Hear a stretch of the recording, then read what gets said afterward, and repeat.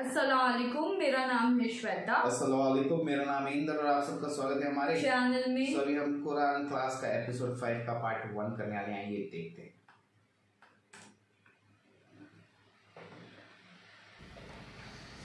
ان الحمد للہ نحمده ونستعینه ونستغفره ونعوذ باللہ من شرور انفسنا ومن سیئات اعمالنا من يهده الله فلا مضل له ومن يضلل فلا هادي له واشهد ان لا اله الا الله وحده لا شريك له واشهد ان محمدا عبده ورسوله اما بعد فإن خير الحديث كتاب الله وخير الهدي هدي محمد صلى الله عليه وآله وسلم وشر الأمور محدثاتها وكل محدثة بدعة وكل بدعة ضلالة وكل ضلالة في النار.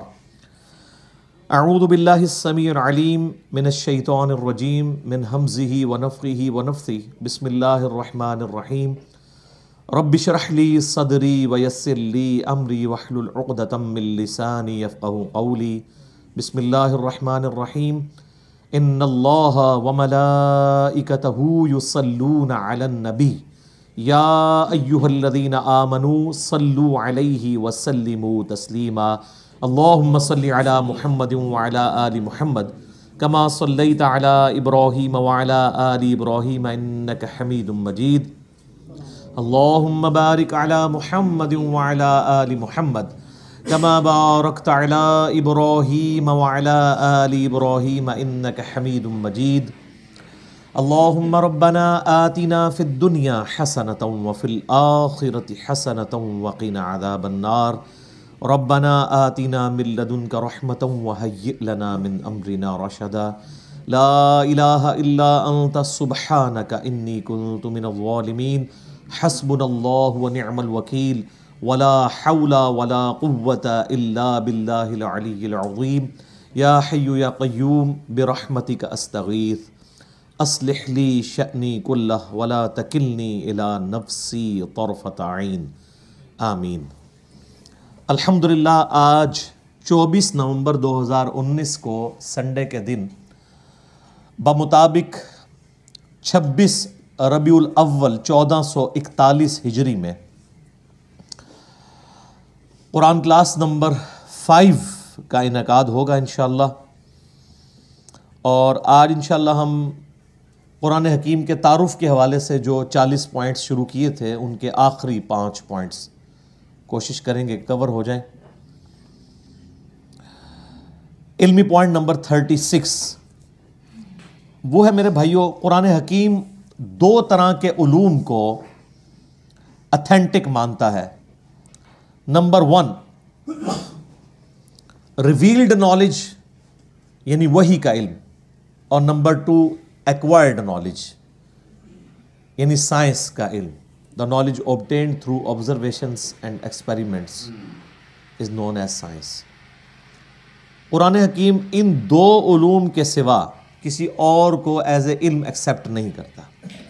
یا تو وہی تصدیق کر دے کسی بات کے صحیح یا غلط ہونے کی، یا پھر اسٹیبلش سائنس، ہائپوتھیسز یا تھیوریز نہیں، اسٹیبلش سائنس. جس طریقے سے یہ چیز اسٹیبلش ہے کہ پیٹرول آگ کو بھڑکا دیتا ہے، قرآن حکیم میں کہیں نہیں لکھا ہوا، لیکن یہ ہماری آبزرویشن ہے اور بالکل یہ ایکسپیریمنٹ سے ہمیں بالکل فرملی یہ چیز پتہ ہے. تو یہ ڈیفینیٹ علم ہے، اور اسی کا ذکر اللہ تعالیٰ نے قرآن حکیم میں اس حوالے سے کیا. سورہ بنی اسرائیل میں جو 10 کمانڈمنٹس آئی ہیں ان میں سے 9th کمانڈ ہے وَلَا تَقْفُ مَا لَيْسَ لَكَ بِهِ عِلْمٍ إِنَّ السَّمْعَ وَالْبَصَرَ وَالْفُؤَادَ كُلُّ أُولَٰئِكَ كَانَ عَنْهُ مَسْئُولًا. اے انسان کسی چیز کی پیروی اس وقت تک مت کر جب تک کہ تیرے پاس اس حوالے سے کوئی ڈیفینیٹ علم نہ آ جائے. بے شک کان، آنکھیں اور عقل اس کے بارے میں تم سے پوچھا جائے گا کہ تم نے ان 3 انسٹرومنٹس کو استعمال کر کے حق بات تک پہنچنے کی کوشش کیوں نہیں کی. تو جو بھی علم کان، آنکھ یا عقل سے حاصل ہوتا ہے وہ ایکوائرڈ نالج ہے. اور یہ جو فزیکل فنامنا آف نیچر ہیں یہ اتنا محکم علم ہے کہ حضرت ابراہیم علیہ السلام نے نمرود کے مقابلے پر جس دلیل سے اسے خاموش کروایا وہ یہی دلیل تھی کہ میرا رب وہ ہے جو مشرق سے سورج نکالتا ہے، اگر تو رب ہے تو مغرب سے نکال کے بتا۔ یہ ایک فزیکل فنومینا آف نیچر، ایک ڈیفینیٹ قانون قدرت کو انہوں نے بنیاد بنایا تھا خدا کے ایک ہونے کی، اللہ کے ایک ہونے کی۔ تو یہ محکم علم ہے۔ ان دو علوم کے سوا کوئی بھی علم ہوگا، یعنی کوئی بھی انفارمیشن ہمیں ملے گی جو ان دو علوم کے اندر فال نہیں کرتی ہوگی، وہ ایکسیپٹیبل نہیں ہوگی۔ مثلا اگر کوئی شخص کہے کہ زلزلہ اس لیے آتا ہے کہ ایک گائے ہے، اس نے ایک سینگ کے اوپر زمین کو اٹھا رکھا ہے، جب وہ تھک جاتی ہے تو دوسرے سینگ پہ اٹھا لیتی ہے، اس کی وجہ سے زلزلہ آتا ہے، تو یہ اس کی تصدیق نہ قرآن کرتا ہے نہ ایکوائرڈ نالج یعنی سائنس کا علم کرتا ہے، نہ ریویلڈ نالج نہ ایکوائرڈ نالج، بلکہ سائنس ہمیں بتاتی ہے کہ ٹیکٹونک پلیٹس کی ڈسٹربنس کی وجہ سے یہ زلزلے آتے ہیں۔ بہرحال وہ پلیٹس ڈسٹرب کون کرتا ہے، تو اس پہ تو سائنس اس طرح کی تمام ایشوز پہ کہتی ہے it is physical phenomena of nature, یہ قانون قدرت ہے، ایسا ہی ہوا کرتا ہے۔ ایسا ہی کیوں ہوا کرتا ہے، اسی میں قیامت مضمر ہے۔ God is the only explanation of all the physical phenomena in this universe۔ اس کائنات میں ہونے والے ہر فزیکل فنامنا کی ایکسپلینیشن خدا ہے، اللہ کی ذات ہے، کہ اس نے یہ محکم قوانین بنائے ہوئے ہیں اور ان قوانین کے تحت یہ چیزیں چل رہی ہیں۔ ان قوانین نے ان چیزوں کو پیدا نہیں کیا۔ سورج مشرق سے نکلتا ہے، یہ قانون ہے، اس قانون نے سورج کو پیدا نہیں کیا۔ ہم جتنی بھی انفارمیشن حاصل کرتے ہیں وہ قوانین کی حاصل کرتے ہیں۔ انڈے میں سے چوزا نکلتا ہے تو یہ ایک علم ہے، اس علم کی وجہ سے انڈا اور چوزا نہیں بنے ہوئے۔ جتنی بھی چیزوں کو آپ ڈیپ ڈگ کریں گے تو الٹیمیٹلی آخر میں جا کے یہی کہنا پڑتا ہے it is physical phenomena of nature, یہ قانون قدرت ہے، ایسا ہی ہوا کرتا ہے۔ کیوں ہوا کرتا ہے ایسا ہی، اس کے پیچھے اللہ ہے۔ ان دو علوم کے سوا کوئی بھی علم ہوگا اس کو قرآن حکیم ایکسیپٹ نہیں کرے گا، اسلام اسے علم کے طور پر نہیں مانتا۔ اسی طریقے سے آپ کو پتہ ہے ہمارے تو سب کانٹیننٹ کے معاشرے میں چیز مشہور ہے کہ اگر گھر کی منڈیر پہ کوا بیٹھا ہو تو مہمان آتے ہیں، کسی کی جوتی پہ جوتی چڑھ دے تو کہتے ہیں اس کے لیے سفر لکھا ہوا ہے۔ اس قسم کے کتنے توہمات ہیں جو ہمارے معاشرے میں عام ہیں۔ ان چیزوں کی تصدیق نہ سائنس کرتی ہے اور نہ ہی قرآن یا سنت وحی کا علم کرتا ہے۔ اور آپ یہ دیکھ لیں کہ جو لوگ ایکوائرڈ نالج کو بھی مانے ہوئے ہیں نا، وہ بھی کافی حد تک توہمات سے بچے ہوئے ہیں۔ اگر آپ کسی گورے سے کہیں نا کہ کالی بلی راستہ کاٹ دے تو اس کا مطلب ہے تمہارے لیے نوست ہے۔ سر آپ ٹنڈولکر کے آگے 100 کالی بلیاں پھیر دیں پھر بھی آپ کو سینچری مار کے جائے گا۔ یہ ساری نوستیں آپ کے اوپر پڑتی ہیں۔ اپنی باقی کمزوریوں کو ان چیزوں کے ساتھ جوڑنا یا اللہ کی طرف سے ملنے والی کسی کامیابی کو کسی اور چیز کے ساتھ جوڑ دینا، یہ توہم پرستی ہے۔ اللہ کے ساتھ چیزوں کو جوڑنا چاہیے۔ محنت آپ ضرور کریں گے لیکن الٹیمیٹلی اللہ کے اوپر بات کو چھوڑنا ہے کہ فیصلہ تو اس نے کرنا ہے۔ کئی بار سارے حالات اور واقعات آپ کی فیور میں ہوتے ہیں لیکن اللہ کا ڈیسیژن ہی ہوتا ہے کہ ایسا نہیں ہونا چاہیے۔ جو سیدنا علی کا قول ہے کہ میں نے اپنے ارادوں کے ٹوٹنے سے اپنے رب کو پہچانا ہے، کہ ہر چیز فیوریبل ہے لیکن پھر بھی رزلٹ اپوزٹ نکلا ہے، خدا کی مرضی کچھ اور۔ تو توہمات کو ہٹا کر ڈیفینیٹ علم کے اوپر قرآن نے جو ہے وہ اسلام کی تعلیمات کی بنیاد رکھی ہے۔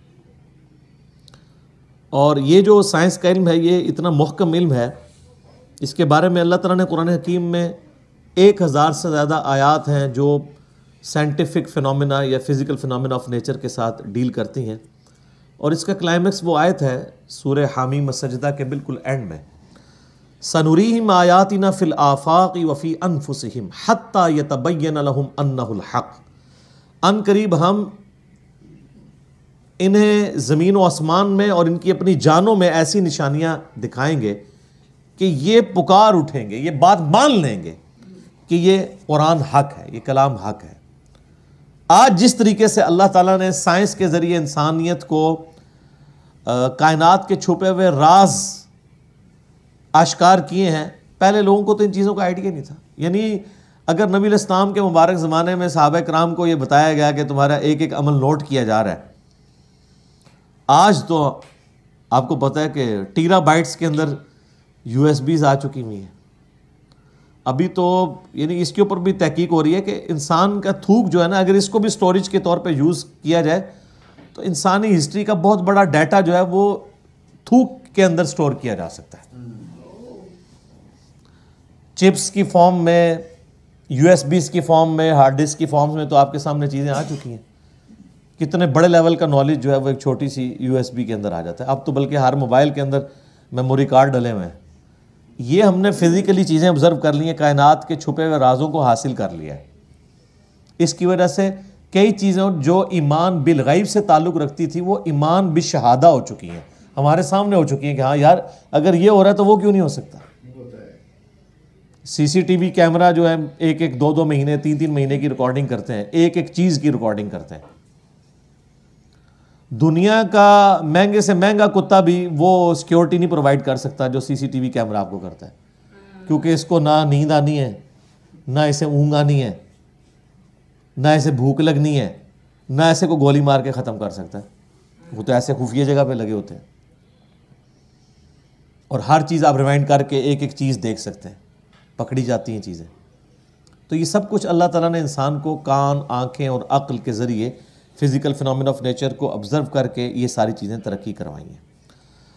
تو اسی کانٹیکسٹ میں یہ بات بھی یاد رکھیے گا کہ قرآن حکیم کے جو پرانے تراجم ہیں ان میں جہاں جہاں ہمارے بزرگوں سے سائنس کی علم کی کمی کی وجہ سے غلطیاں ہو گئی ہیں، وہ غلطیاں آپ قرآن کے کھاتے میں نہیں ڈالیں گے.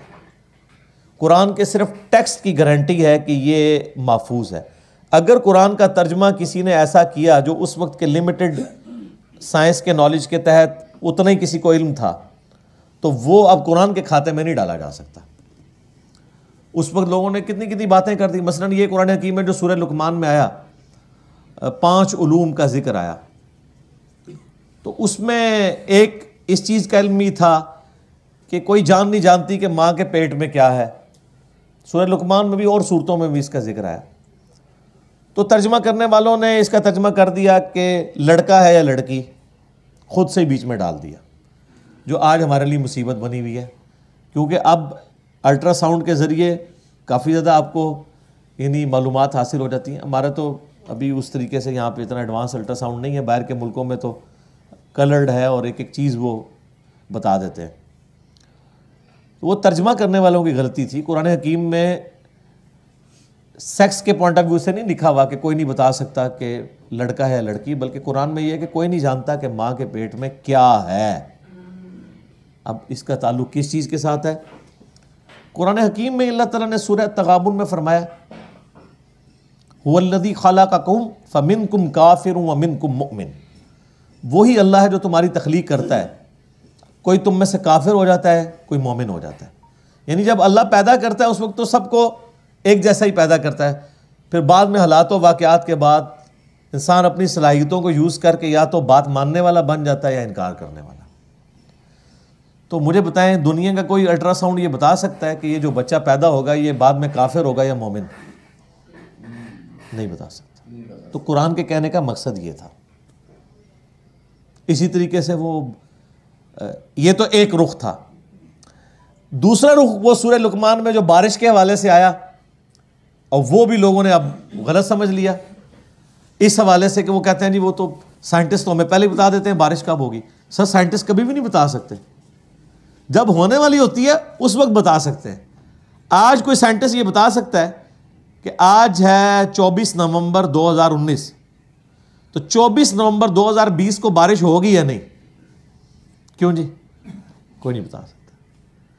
البتہ یہ ضرور ہے کہ اگر ہواؤں کا سلسلہ، بارش کا سلسلہ شمال سے چل پڑا ہے اور وہ 3 یا 4 دن کے بعد ہمارے ملک میں داخل ہونا ہے، جیسا کہ مونسون کا موسم آتا ہے، تو اس میں تو کوئی پریڈکٹ کر سکتا ہے کہ ہاں جی اس رفتار سے ہوائیں چل رہی ہیں، الٹیمیٹلی پہنچ جائیں گی. تو اس میں تو کوئی علم غیب والی بات ہی نہیں. یہ تو فزیکل نالج ہے. جو فزیکل نالج ہے وہ علم الغیب نہیں ہے. علم غیب کی ڈیفینیشن ہے جو نالج فزیکل نہ ہو.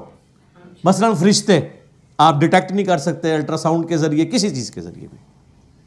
البتہ پانی زمین میں کس گہرائی کے اندر ہے اس کو آپ سائنٹیفکلی جج کر سکتے ہیں، اور وہ فزیکل نالج ہوتا ہے. کیوں؟ جو آپ انسٹرومنٹ زمین میں گڑھا کھود کے داخل کرتے ہیں اس سے ویوز نکلتی ہیں, وہ ریباؤنڈ ہو کے واپس آتی ہیں, اس سے آپ کو پتہ چلتا ہے کہ اتنی دور فاصلے کے اوپر پانی موجود ہے. تو یہ فزیکل نالج ہے نا. ہاں اگر کوئی شخص کھڑا کھڑا کسی جگہ یوں ہاتھ رکھے یا ہاتھ رکھے بغیر کہہ دے کہ جی یہاں پہ پانی اتنی گہرائی میں, تو یہ علم الغیب سے تعلق رکھے گا. تو یہ ایسا تو کوئی بھی نہیں کرتا. ویسے تو آپ میدانی علاقوں میں کہیں بھی انگلی رکھ کے کہہ دیں کہ جناب 20 فٹ پہ پانی ہے تو واٹر ٹیبل 20 فٹ پہ ہے نا. اسلام آباد یا کوئٹہ میں کوئی 20 فٹ کے اوپر پانی نکال کے بتائے تو پھر مانیں گے اس کے پاس کوئی کشف یا کوئی علم الغیب والا معاملہ ہے, جہاں پہ پانی جو ہے وہ اس کا واٹر ٹیبل نیچے ہی جاتا جا رہا ہے. تو یہ سارے فزیکل نالج ہے. فزیکل نالج جو ہے نا وہ علم الغیب نہیں ہوتا, کیونکہ وہ انسٹرومنٹس کے ذریعے حاصل ہوتا ہے, اور انسٹرومنٹ بھی فزیکل فینومینا آف نیچر کے اوپر کام کرتی ہیں. وہ صلاحیتیں بڑی ہوتی ہیں, بلکہ کئی جانوروں میں ایسی صلاحیتیں ہیں جو انسانوں میں موجود نہیں ہیں, ہے وہ فزیکل ہے. ہاتھی 40 کلومیٹر دور تک کمیونیکیشن کرتا ہے پاؤں مار کے زمین پہ, جو ویوز پروڈیوس کرتا ہے. 40 کلومیٹر دور اس جھنڈ سے الگ ہونے والے ہاتھی موجود ہونا تو ویوز کے ذریعے جان لیتے ہیں.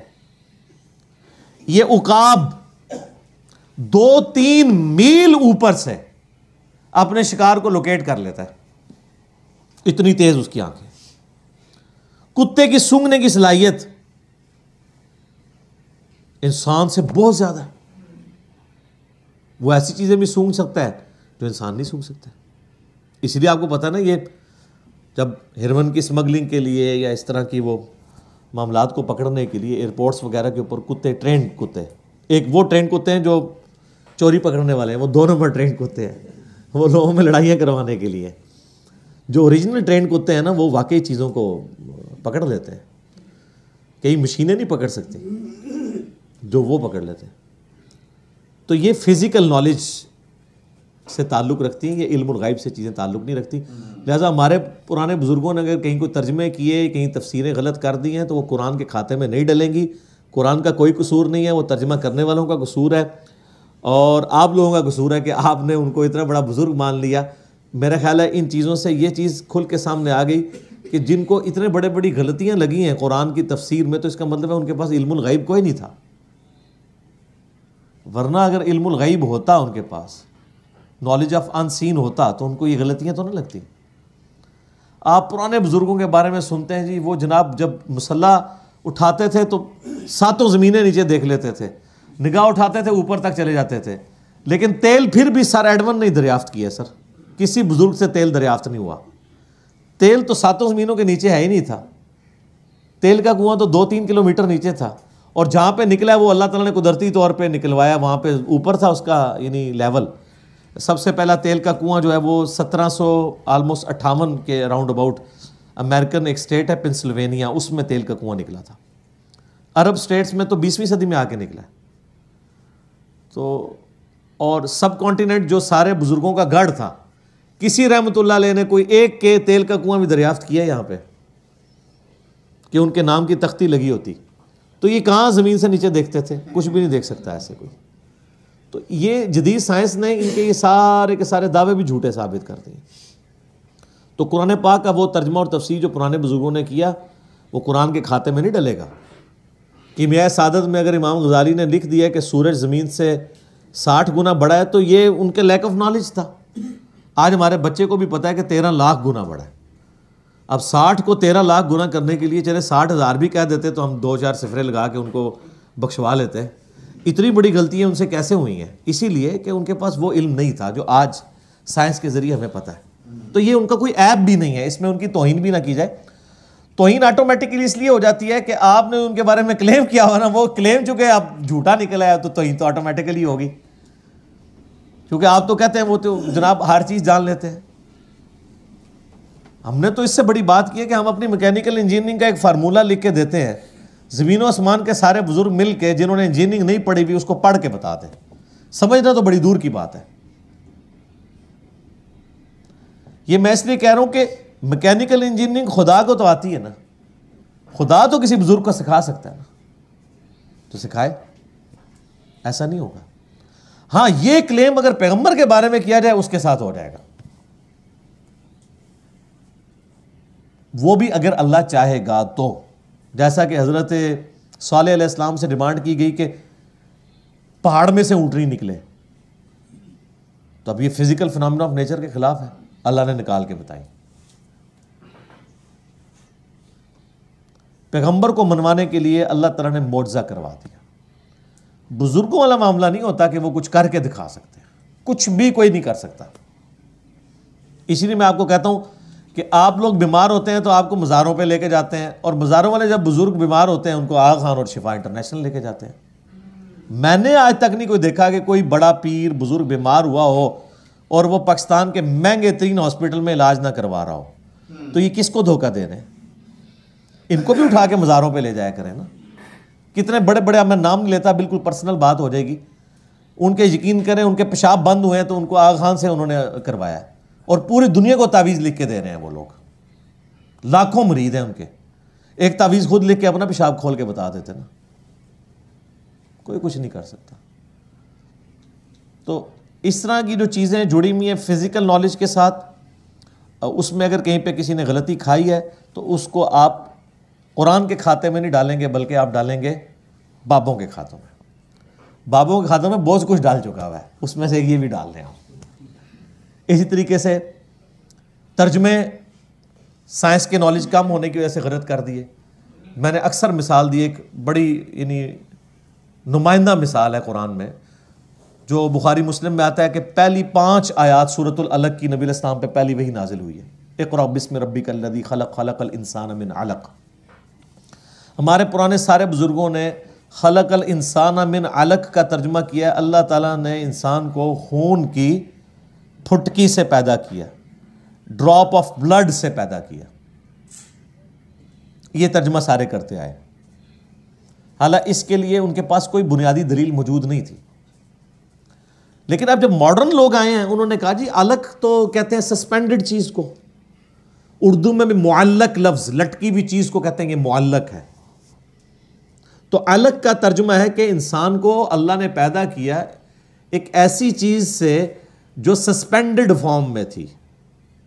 تو وہ تو آج ہمیں جو ہے وہ ایمبریولوجی کی فیلڈ کے لوگ بتا رہے ہیں کہ بچہ انیشیل سٹیج پہ رحم مادر میں ایک ایمبریو کی فارم میں، سسپینڈڈ فارم میں، وال آف دا یوٹرس کے ساتھ چپکا ہوا ہوتا ہے، جیسا کہ ایک جونک چپکی ہوئی ہوتی ہے اور اس میں سے وہ خوراک حاصل کرتا ہے. پھر جب وہ بڑا ہوتا ہے پھر پورا معاملات آگے چلتے ہیں. الگ کا ترجمہ عربی میں جونک بھی بنتا ہے، اور اس ایمبریو کی اگر آپ انیشل شکل دیکھیں وہ بھی جونک کی شکل ہے. لیکن یہ ہمیں الیکٹرانک مائکروسکوپ کے بعد پتہ چلا. آج کے جب لیٹسٹ لوگ ترجمہ کرتے ہیں تو وہ پھر یہ ترجمہ کرتے ہیں کہ ایک ایسا یعنی انیشیل ایمبریونک سٹیج سے انسان کو اللہ نے بڑا کیا جو جونک نما تھی، جو یوٹرس آف مدر کی وال کے ساتھ چپکی ہوئی تھی، اور اس طریقے سے آگے معاملات چلے. بلکہ اس حوالے سے ایک یعنی پروفیسر کیتھ مور جو اس وقت دنیا میں اس فیلڈ میں اتھارٹی مانے جاتے ہیں، انہوں نے تو باقاعدہ اپنی یعنی ٹیکسٹ بک ان کی ایز اے ٹیکسٹ بک ان کی کتاب پڑھائی جاتی ہے ایمبریولوجی کی فیلڈ میں. انہوں نے قرآن حکیم بھی باقاعدہ آیات جو ہے وہ کوٹ کی ہیں کہ سب سے بہترین ایکسپلینیشن ایک ایمبریو کس سٹیجز سے گزرتا ہے، جنین جسے ہم اردو میں کہتے ہیں، قرآن حکیم کرتا ہے. اور انہوں نے باقاعدہ پھر اسلام بھی قبول کیا اس کی وجہ سے. انہوں نے کہا مجھے یہ بات ماننے میں کوئی آر نہیں ہے کہ قرآن حکیم ایمبریولوجی کی فیلڈ کے حوالے سے جو باتیں کرتا ہے وہ 8 سے 100 سال پہلے بھی کسی کو نہیں پتہ تھی. اور چاہے جائے کہ 8 سے 1400 سال پہلے ایک شخص جو ریگستان میں پیدا ہوا ہے وہ یہ ساری چیزیں بتائے جو کہ ہمیں 20ویں صدی میں بھی 1960s 70s میں آ کے الیکٹرانک مائکروسکوپ کی وجہ سے جو چیزیں ہم پر ریویل ہوئی ہیں، یہ اس کے سوا کوئی چارہ نہیں کہ ہم مانیں کہ اس کا سورس ڈیوائن ہے، یعنی اللہ کی طرف سے. انہوں نے باقاعدہ اسلام بھی قبول کیا. تو یہ جو سائنٹیفک فیکٹس ہیں قرآن کے، یہ وقت کے ساتھ ساتھ سامنے آ رہے ہیں. نالج ہے، علمی نالج اور ریویل نالج، وہ جیسا بتایا لائف از فزیکل نالج اور ریویل نالج. مطلب بہت سارے ایگزامپلس دیے انہوں نے یہ پوائنٹ پہ، اینڈ بہت صحیح سے ایگزامپلس دیے ہیں انہوں نے. ایکچولی یہ جو ایگزامپلس دیے نا وہ ڈے ٹو ڈے لائف سے ریلیٹڈ ہے، کیونکہ جہاں پہ انہوں نے وہی بولا نا کہ ایسے اکثر بولتے ہیں لوگ لائک कौवा दिखा तो फिर घर पे मेहमान आ जाए चप्पल के ऊपर, तो ये सब लेकिन वो प्रूव नहीं कर सकते, वो है। और फिर जैसे वो बाबू का एग्जांपल बताया कि तावीज़ें देखते फिरते हैं पर खुद को जब प्रॉब्लम आती तो बड़े बड़े अस्पतालों में जाए फिरते हैं। जी सही कहा। फिर का जो बताया कि कैसे जोक वाला एग्जांपल दिया बोलते ना, काफी डिटेल में और काफी साइंटिफिकली मेरे को बहुत अच्छा लगा। ये वाला भी बहुत सही डिटेल में बताया एकदम। और अब आपको पता है अभी तो ये 36 वाला पार्ट है और बाकी है, अब पता चलेगा क्योंकि एक ही पार्ट इतना, और अभी तक इंट्रोडक्शन में ही हम हाँ सही बात। तो जब एक्चुअल प्रोडक्ट शुरू होगा तो हमें और नॉलेज मिलेगी, तो हमें उसका वेट करना होगा। तब तक के लिए हमारे वीडियो को like, subscribe, share, comment, click on the bell icon.